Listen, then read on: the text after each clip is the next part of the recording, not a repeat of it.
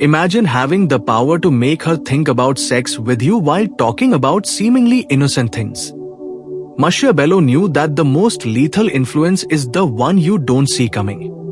In the next few minutes, you'll discover the conversation topics that activate her most intimate side, the strategies that transform casual conversations into sexual escalations, and why some men manage to make women desire them intensely without making any risky moves. It's all about knowing the right doors to her mind. And today I'm going to give you the keys to open them one by one. So like this video and let's get to what really matters. Look, there are exactly 4 ways to escalate an interaction toward intimacy. The first is physical contact. A touch on the arm, getting closer, creating proximity. The second is changing the mood, taking her to more private, more comfortable, more intimate place. The third is relational language, starting to talk about us instead of you and me, creating verbal complicity. But the fourth is the most powerful of all. Steer the conversation into sexual territory without her even realizing you're escalating. It's as if you're painting picture in her mind brushstroke by brushstroke until suddenly she's thinking about you in a completely different way. Why does this work? Because our minds work by association. When we hear certain words or topics, we automatically connect with related ideas. It's like an invisible chain that activates without our being able to control it. If you get her thinking about adventure, rebellion, spontaneity, her mind will inevitably begin to associate you with those qualities. And those qualities spark sexual attraction. The reason these keys work lies in something Machiavellian understood perfectly. Real power isn't wielded by brute force, but by subtly directing thoughts where you want them to go. He knew that whoever controls the conversation controls the outcome. The genius of this strategy is that it doesn't require superhuman courage. You don't need to risk a direct rejection. You don't have to make moves that can ruin everything in seconds. It's escalation without risk, seduction without exposure. But here's the secret most men never discover. Not all topics have the same power. Some are like skeleton keys that open multiple doors in their minds, while others barely scratch the surface. And if you really want to master this art, you need to know exactly which one to use and when. Look, if this approach is making sense to you, you're probably the type of person who prefers smart strategy over blind luck. Hit subscribe to the channel because what comes next is going to completely change the way you talk to women. Now, let me show you those specific topics that act like conversational dynamite. That conversational dynamite I promised you has specific names, and each one is a psychological weapon calibrated to awaken particular aspects of their sexual nature. Machiavelli wrote about knowing human weaknesses to influence decisions. Well, these are the conversational weaknesses that pave the way to intimacy.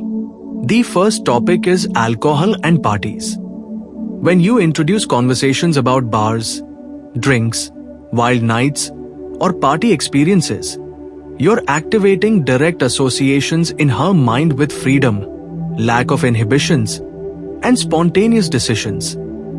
Do you know why? Because alcohol, even when just talked about, mentally connects her with moments where social barriers are lowered.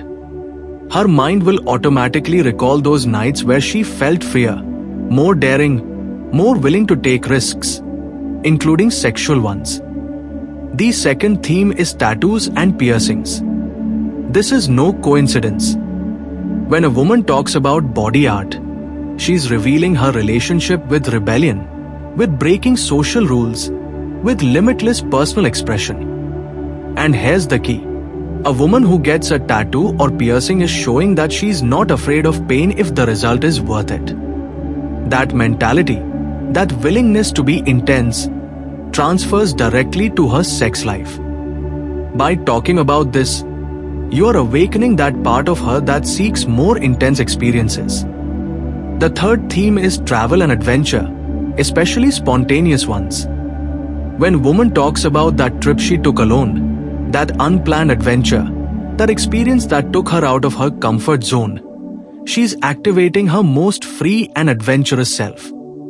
And that adventurous self is exactly the same one that makes unexpected sexual decisions. Talking about travel is talking about freedom, breaking routines, living new experiences, all qualities that translate into a mind more open to seduction. The fourth topic is nights out and early morning activities, clubs, with certain nighttime walks, adventures after midnight. All of this connects with her most spontaneous and rebellious side. The night has always been territory of the forbidden, the unexpected, the sexual. When you introduce these topics, you're speaking her nocturnal language, the one where the rules of the day don't apply. But here's the detail that makes the difference. It's not just about mentioning these topics. It's about how you introduce them. How do you develop them? How do you connect them with specific emotions? Because each topic needs to be activated in the right way to generate the response you're looking for. What comes next is even more powerful. How do you use these master doors without seeming obvious, without sounding desperate? And how do you make her be the one to escalate the conversation into even more intimate territory? Now that you know the master doors, you need to know how to open them without the click being heard. Machiavelli understood that perfect execution was invisible, and in seduction, the most lethal technique is the one she never sees coming. The first thing you must master is direct language without apologies. When you talk about these topics, use the real words, not euphemisms. Covered. If you're talking about getting naked, say naked. If you're talking about, or say, if you're talking about being horny, say being horny. The power is in the comfort with which you use these words. One word said with natural confidence has more impact than 1,000 nervous innuendos. But here's the secret. When you use these more intense words, lower your voice slightly. Don't whisper like a pervert. Simply create a moment of vocal intimacy. This makes her have to pay more attention. And that extra attention connects her more deeply to what you're saying. The most powerful tool is what I call the question game. It works like this. You propose alternating questions where both of you have to answer with total honesty. You start with something seemingly innocent like, have you ever had a tattoo or piercing? Or, what was the craziest party you've ever been to? Here's the genius. When she answers, she'll automatically ask you a question back. And since you've established this is a game of honesty, she'll feel compelled to ask more intimate questions as the conversation progresses. It's not you escalating. It's her choosing more and more personal questions. With each round, the level of intimacy naturally rises. She'll move from asking about tattoos to sexual experiences, from travel adventures to personal fantasies. And the most beautiful thing is that it feels like her decision, not your manipulation. As this is happening, your job is to answer with stories that reinforce your image as an adventurous, confident, unapologetic person. Don't make things up, but do choose the stories that paint you as the kind of man who has intense experiences without drama. Another lethal technique is to allow the occasional strong word to be heard. A well-placed badass, a naturally spoken badass. This it communicates to her that you're not someone who hides behind false politeness.